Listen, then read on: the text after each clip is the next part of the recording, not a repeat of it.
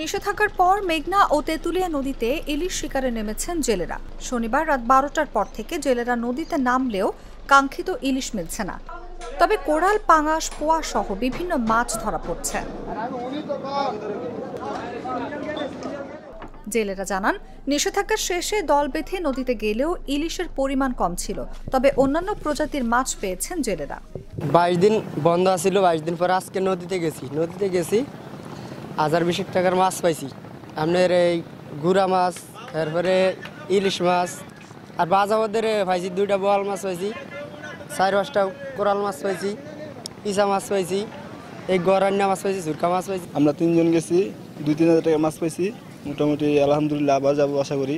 দেনারা তো ঘরে এসে বই রয়েছে যে এবার তো গর্তনি বাই করেন দেনা যে আল্লাহ যদি 27 দিন মাছ দেয় ইনশাল্লাহ চলতে পারবে, তো একটা দেনাই থাকে। এ বিষয়ে জেলা মৎস্য কর্মকর্তা জানান, নিষেধাজ্ঞা শেষে জেলেরা নদীতে নেমেছেন। তারা নদীতে গিয়ে আশানুরূপ ইলিশ সহ অন্যান্য মাছ পাচ্ছেন।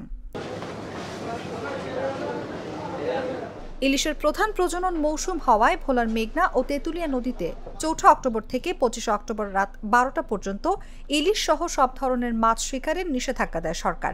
আর নিষেধাজ্ঞার সময় ভোলার 7 উপজেলায় নিবন্ধিত 1,68,325 জন জেলের মধ্যে সরকারিভাবে 25 কেজি করে চাল দেওয়া হয়েছে 1,43,438 জন জেলেকে।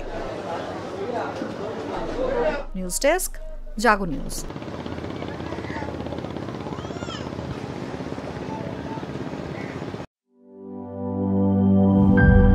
নাটা ডেইলি আর পানীয়র এক অসম কম্বিনেশন ড্রিঙ্কো। চিল থাকতে চান? ড্রিঙ্কো চা বান।